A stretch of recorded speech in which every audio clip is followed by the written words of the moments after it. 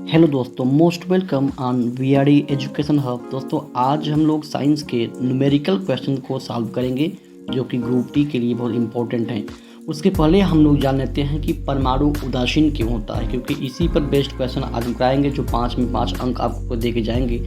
तो why does atom be neutral. तो हम सबको पता है कि परमाणु के 3 अस्थायी कण होते हैं, इलेक्ट्रॉन, प्रोटॉन और न्यूट्रॉन।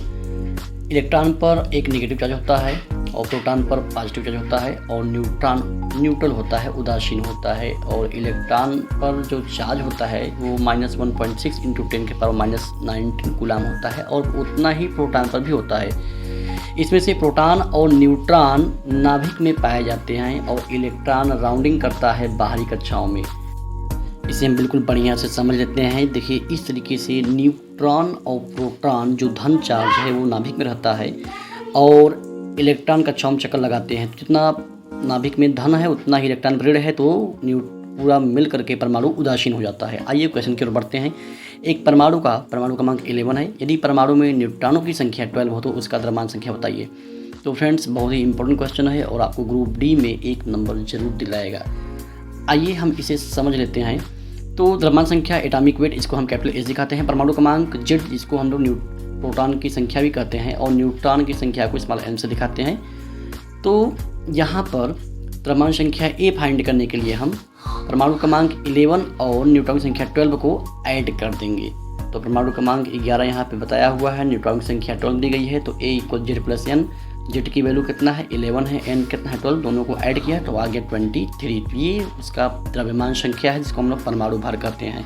ठीक, तो इस तरीके से अगर आप इस फार्मूले को बहुत ही छोटा है ध्यान रखते हैं तो आपको नंबर पक्का है। अगला क्वेश्चन देखते हैं। एक तत्व के परमाणु में 20 न्यूट्रॉन है। यदि परमाणु का परमाणु भार 39 हो तो इसके नाभिक में धन आवेशों की संख्या ज्ञात की। धन आवेशों की संख्या मतलब प्रोटॉनों की संख्या, मतलब जेड की ही वैल्यू पूछी जाएगी। आइए हम लोग इसे जो है एक फार्मूले से समझ लेते हैं। तो सबसे पहले हम ये नोट कर लेंगे कि इसमें परमाणु में कितने न्यूट्रॉन है। न्यूट्रॉन 20 है, और इसका एटॉमिक वेट यानी द्रव्यमान संख्या, जिसको परमाणु भार कहते हैं, वो 39 है। अब हमें जेड फाइंड करना है, तो इसी फार्मूले से A = Z+N से Z = A-N। तो 39 में से 20 को हम सब्ट्रैक्ट कर लेंगे, आएगा 19। ये इसका परमाणु क्रमांक है, यही प्रोटॉनों की संख्या होता है, और प्रोटॉनों की संख्या ही धन आवेश होता है।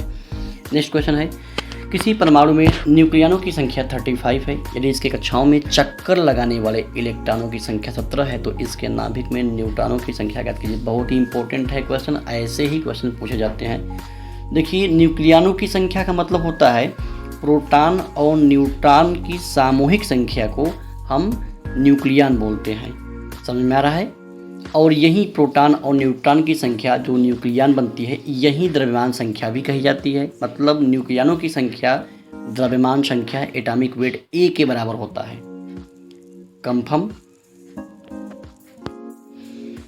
तो कंफर्म हो गया, न्यूक्लियनों की संख्या ही द्रव्यमान संख्या होती है। न्यूक्लियन में प्रोटॉन और न्यूट्रॉन दोनों आते हैं। अब आप कहेंगे कि क्वेश्चन में प्रोटॉन की संख्या नहीं दी गई है, तो आप जानते हैं कि प्रोटॉनों की संख्या जितनी नाभिक में होती है उतनी ही संख्या बाहर चक्कर लगाने वाले इलेक्ट्रॉन होते हैं। तो 17 इलेक्ट्रॉन्स हैं, इसका मतलब नंबर ऑफ प्रोटॉन, मतलब जेड भी उसका 17 होगा।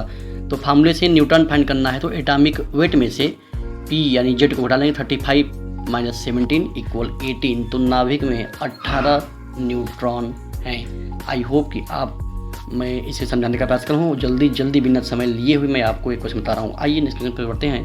तो अगला क्वेश्चन इंपॉर्टेंट है। किसी परमाणु के नाभिक में न्यूट्रॉनों की संख्या 9 है।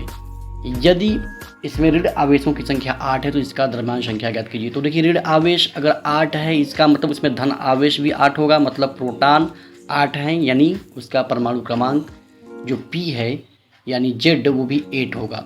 तो न्यूट्रॉन मिल गए, प्रोटॉन मिल गए, तो एटॉमिक वेट अब ये आप बताएंगे कि इसका कितना आएगा।